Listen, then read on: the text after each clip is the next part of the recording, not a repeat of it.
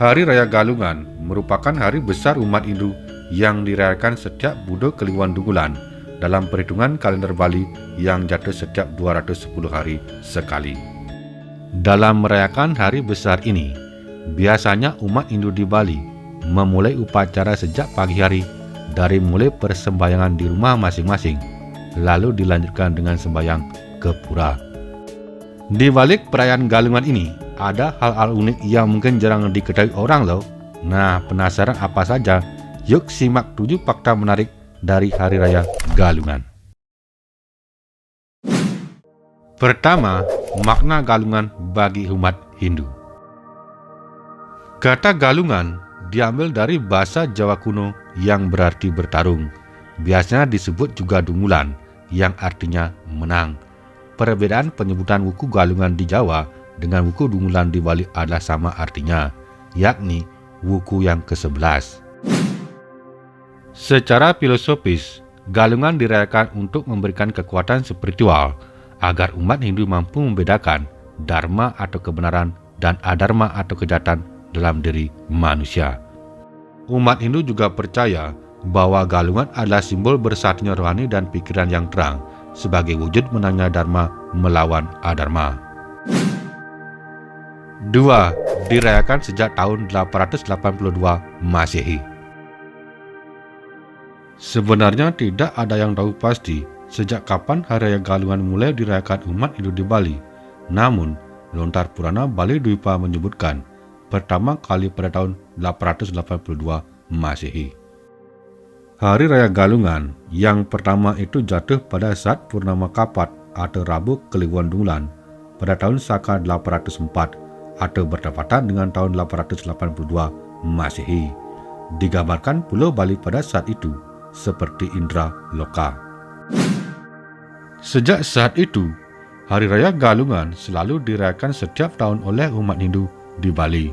Hari Raya Galungan menjadi kemenangan dharma melawan adharma atau kemenangan kebaikan melawan kejahatan. 3. Mitologi Galungan. Berdasarkan mitologi, diceritakan pada zaman dahulu, dikisahkan hiduplah seorang raja yang bernama Maya Denawa di Pulau Bali. Dia merupakan raja yang sangat sakti, namun suka melakukan adharma atau kejahatan. Raja Maya Denawa memaksa rakyat untuk memujanya, namun melarang untuk memuja para dewa. Dia pun menghancurkan setiap pura. Lalu tersebutlah pula seorang pendeta yang bernama Empu Sangkul Putih. Beliau yang sedia melihat kondisi rakyat, akhirnya melakukan semedi dan memohon petunjuk para dewa untuk mengatasi Maya Denawa. Dewa Mahadewa kemudian memerintahkan beliau pergi menuju Jambu Dwipa untuk meminta bantuan kepada Dewa Indra. Akhirnya, dia mendapatkan bantuan untuk melawan Raja Maya Denawa. Singkat cerita, bantuan pasukan datang dari Kahyangan untuk memerangi Maya Denawa yang dipimpin oleh Dewa Indra. Dewa Indra membantu rakyat Bali hingga berhasil menumpas Raja Maya Denawa dan para pengikutnya. Nah, itulah asal-muasal Hari Raya Galungan yang memperingati kemenangan kebaikan atas kejahatan. 4. Pernah tidak dirayakan bertahun-tahun. Ternyata Hari Raya Galungan pernah tak dirayakan oleh umat Hindu Bali selama bertahun-tahun yang silam, seperti tertulis dalam Lontar Srijaya Kasunu. Akan tetapi, dengan alasan yang tak diketahui, perayaan tersebut sempat berhenti pada tahun 1103 Saka. Saat itu Raja Sri Eka Jaya adalah pemimpin yang berkuasa.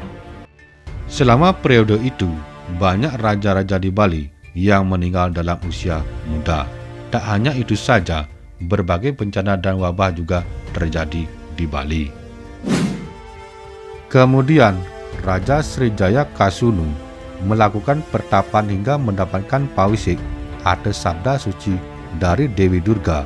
Dari wangsit itu terungkap jawaban atas berbagai bencana yang terjadi.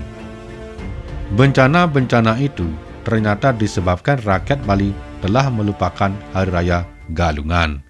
Setelah hampir 23 tahun tak digelar, perayaan Galungan kembali diselenggarakan pada tahun 1126 Saka. Sejak saat itu, Raja Srijaya Kasunu memerintahkan untuk merayakan kembali Hari Raya Galungan hingga saat ini. 5. Galungan identik dengan penjor. Perayaan Hari Suci Galungan sangat lekat dengan kehadiran penjor yang jadi simbol permohonan kesejahteraan. Penjor merupakan bambu berbentuk melengkung dengan isi buah-buahan, padi, dan hasil pertanian. Penjor ini biasanya dipasang sehari sebelum Galungan. Penjor ini diyakini sebagai simbol dari naga Basuki yang digambarkan dengan kelapa sebagai kepala naga dan sampian penjor sebagai ekor naga yang bermakna kemenangan. 6. Sembelih babi dan kuliner khas Hari Raya Galungan. Sebelum memasuki perayaan Galungan, umat Hindu biasa melakukan penampan atau menyembelih. Pada hari itu, umat Hindu identik dengan menyembelih babi yang dilakukan tepat pada hari penampan Galungan atau sehari sebelum Galungan. Langkah ini dilakukan sebagai wujud syukur dan juga simbolis untuk menyembelih sifat-sifat serakah. Perayaan Galungan juga selalu identik dengan kuliner tradisional yang berasal dari olahan daging babi, yaitu lawar, sate, komoh, balung, timbungan, maupun urutan. 7. Silaturahmi. Satu hari setelah perayaan Galungan, dikenal dengan nama Umanes Galungan. Pada hari ini, umat mengenang betapa indahnya kemenangan Dharma. Umat pada umumnya melampiaskan kegembiraan dengan mengunjungi tempat-tempat hiburan, terutama panorama yang indah. Selain itu juga mengunjungi sanak saudara sambil bergembira ria dan menggelar kegiatan ramah tamah, berkunjung ke rumah sanak saudara, dan juga berpergian bersama keluarga sebagai jalinan kekerabatan. Nah, Sobat Dewata, demikian sederet fakta unik soal perayaan Galungan di Bali.